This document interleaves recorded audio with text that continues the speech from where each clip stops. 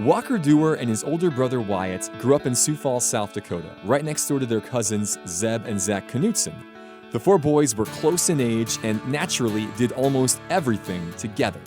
They're not cousins, we really see them as brothers and really were raised as brothers. So when Zeb was signed up to play hockey for the first time, it was inevitable that the Duehr boys would follow suit, even if they and their parents took a bit to warm up to the idea.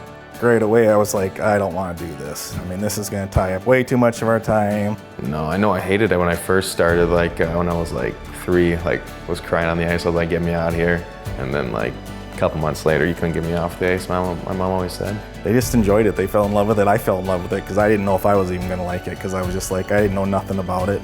Even without any background in the sport, the Duehrs and Knutsons soon became a dedicated hockey family, both at home and on the road.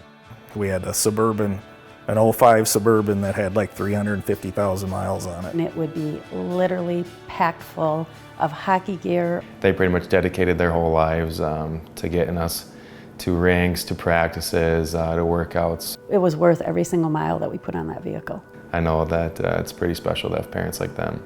All four boys had success on the ice, but Walker in particular stood out among his age group. We always thought, Walker could make it because he always had the size and he played way older than what he was. He always likes the story I always told him because when I coached him at Scorch, I'd say you get 3 goals. You get your hat trick and that's it.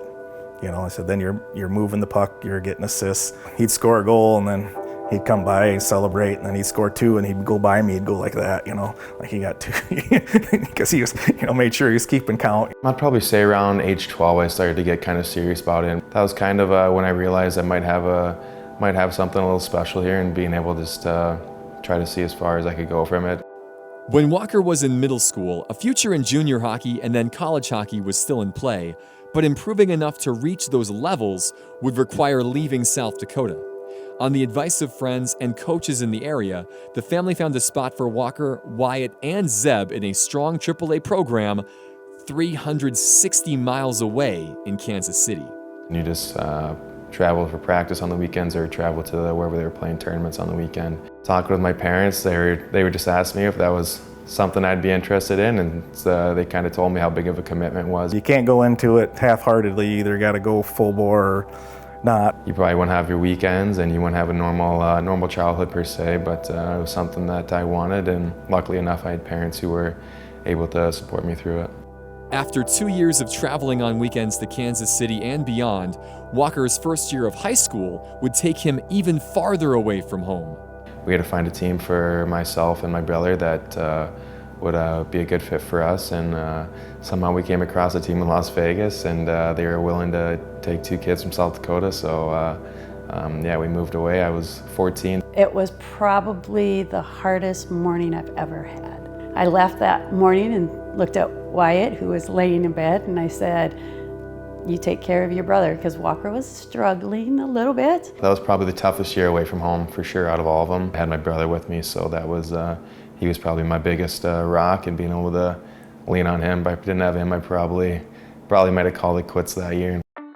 That season in Vegas was the start of a hockey odyssey that saw Walker play on 6 different teams in AAA and juniors during high school, with stops in Chicago, Sioux City, Tri-City, Chicago again, and Bloomington.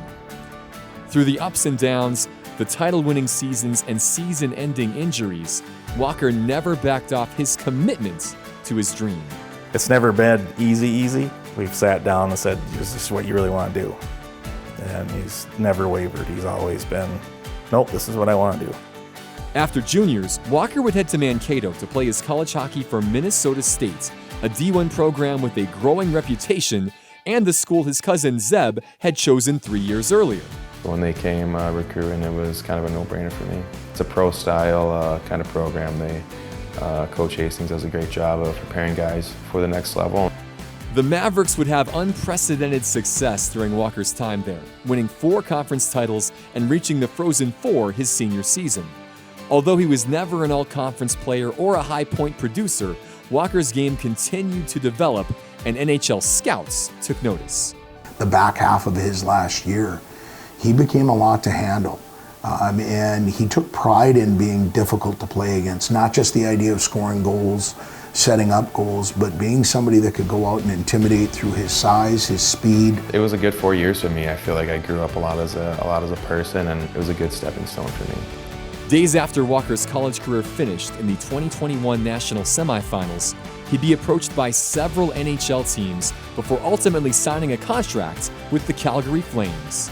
It was pretty cool to be able to put that pen to paper and kind of realize that I accomplished one of my dreams, and then it was kind of just getting closer. I could feel it that I was going to maybe be able to accomplish more dreams there in the future. Walker reported to the Flames' top minor league team, the Stockton Heat of the American Hockey League, where he played out the final 5 games of the AHL season. He'd begin the following year there as well, but 1 month into his first full season as a pro, he'd get the call he'd always dreamed about. Coach just called me into his office and had the assistant general manager on the phone. He was telling me congrats that I was going to be getting recalled by the Flames. On November 14th, 2021, on a cold fall night in Ottawa, Walker made his NHL debut in a 4-0 Flames victory, becoming the first South Dakotan to play in the National Hockey League. Just lined up against guys and being on the bench with guys that you grew up playing like video games with, or just watching games with your family. So it was a pretty surreal moment being able to experience that. To watch when he does the first lap on TV and actually take the shifts, it's like, is this really happening? It's kind of hard to believe even yet. I got a plaque downstairs that shows all this stats and stuff that Calgary gave him. Got a puck in it and a picture of him and then a stat sheet and stuff. So that proves that he did it. So. Walker's arrival in the NHL made history, an inspiration for others, and the culmination of years of sacrifice and commitment from a young man and his family who have always been both dreamers and doers. For us to see somebody with the quality of Walker Duehr go out and do what he's doing right now, it's an opportunity that makes you smile because you know all the work that he put into it. The dream is possible, that a South Dakota kid has made it up to the top level, that you can make it. It's pretty cool to be from South Dakota and say I've kind of been able to make a career out of it. Alex Heinert, everybody. And Walker's story is an awesome story, obviously, but a lot of kids will make a lot of moves when they're young to get where they want to be. Did he take that to the extreme or not? It depends on where you're from, right? I think that because of his location and the lack of options in South Dakota, he had to go to places like Missouri and Nevada to find opportunity. If you're in Minnesota, you don't have to do that. You've got great high school hockey that can prepare you for the next level. But because of where he grew up, that was kind of his only option. And that would be different now, right, for him? That's the great thing about kids growing up in South Dakota these days, is that with the addition of a Tier 1 AAA program in Sioux Falls led by Noel Needham, Sioux Falls Power, plus the fact that there's this great Iceplex that is open year-round now, the Shields Iceplex in Sioux Falls that has 3 sheets of NHL-size ice. Those opportunities didn't exist. The Iceplex came in about 2014.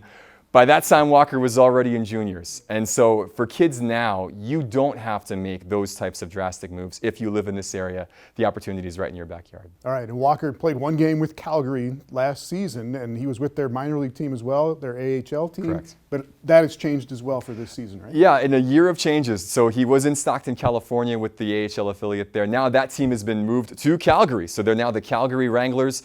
That's where Walker's at the moment. He can be called up anytime, and instead of having to worry about border control and going from Cali to Alberta, he's right across the street. So the hope is he can find an opportunity at some point this year to get back with the parent organization. And just still a young guy, right? Just 24. Yeah, future still ahead of him for sure. And we'll be pulling for him. Appreciate it. Alex Heinert.